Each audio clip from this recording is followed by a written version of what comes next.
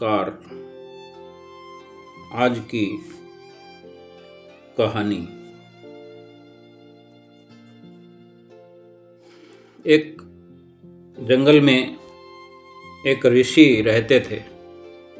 उनके डेरे पर बहुत दिनों से एक चूहा भी रहता आ रहा था। ये चूहा ऋषि से बहुत प्यार करता था। जब वो ऋषि तपस्या में मगन होते तो वो बड़े आनंद से उनके पास बैठा भजन सुनता, कीर्तन सुनता रहता, यहाँ तक कि वो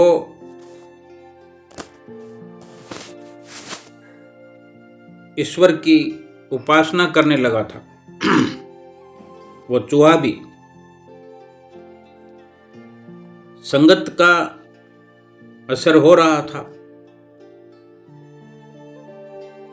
लेकिन वो चूहा जो था कुत्ते, बिल्ली और चील, कौवे आदि से सदा डरा डरा सहमा सहमा हुआ रहता था। एक बार ऋषि के मन में उस चूहे के प्रति बहुत दया आ गई। सोचने लगे कि बेचारा चूहा हर समय डरा डरा सा रहता है, क्यों ना इसे शेर बना दिया जाए ताकि इस बेचारे का डर समाप्त हो जाए और ये बेधड़क होकर के यहाँ वहाँ हर जगह घूम सके। वो ऋषि जो थे सिद्ध पुरुष थे, बहुत बड़ी दैवीय शक्ति के स्वामी थे। उन्होंने अपनी शक्ति के बल पर उस चूहे को शेर बना दिया और सोचने लगे कि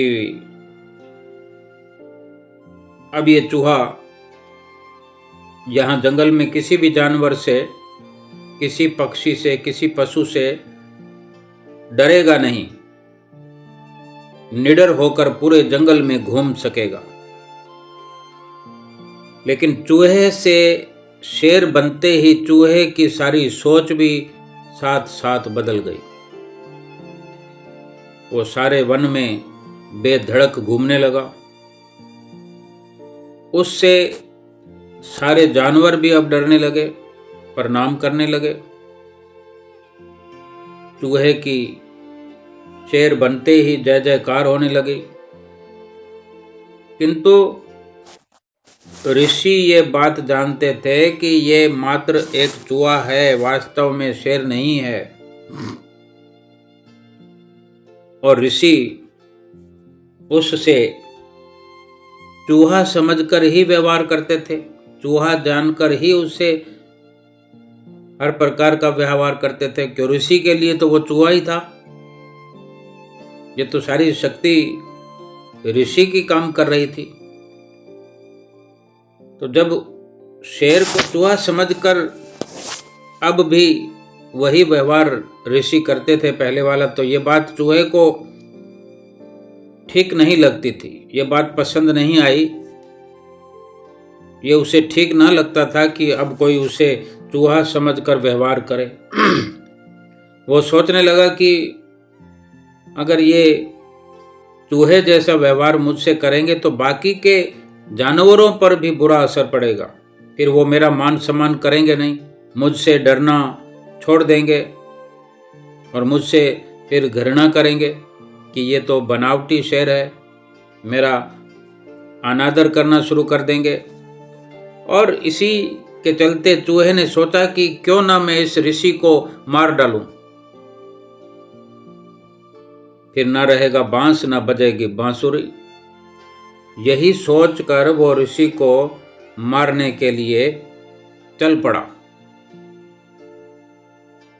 और ऋषि ने जैसे ही देखा कि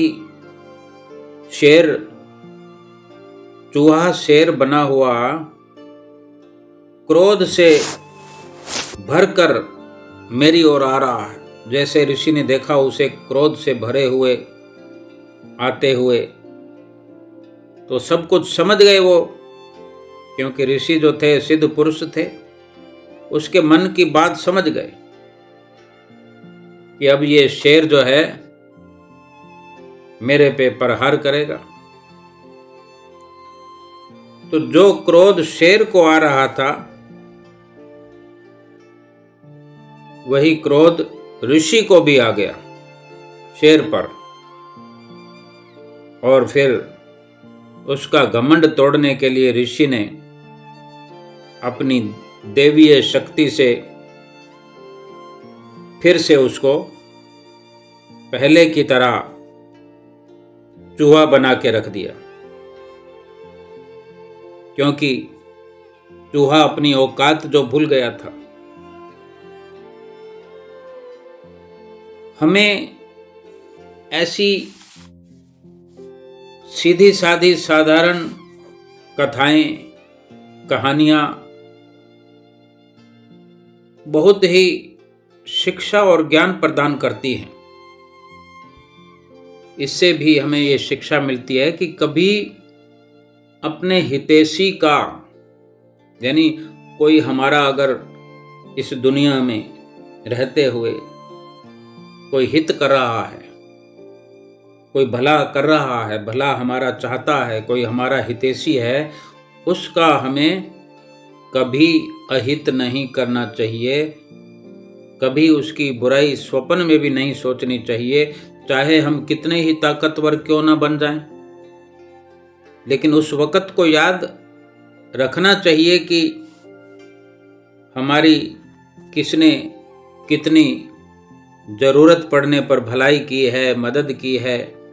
फिर चाहे हम आगे चलकर कितने भी ताकतवर बन जाएं, सक्षम हो जाएं, लेकिन उन पलों को, उन लोगों को नहीं भूलना चाहिए, याद रखना चाहिए जिन्होंने हमारे बुरे वक्त में हमारा साथ दिया होता है।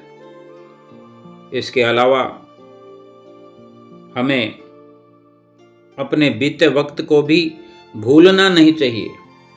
चूहा यदि अपनी असलियत याद रखता तो फिर उसे चूहा नहीं बनना पड़ता। उस संत ने, ऋषि ने कितना उसके साथ भलाई का कार्य किया। बीता हुआ समय जो है हमें घमंड से बाहर निकालता है, लेकिन हम अगर अपना घमंड नहीं छोड़ना चाहते, अपने घमंड को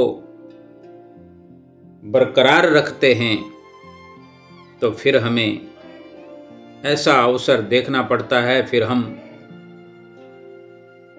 बलहीन हो जाते हैं।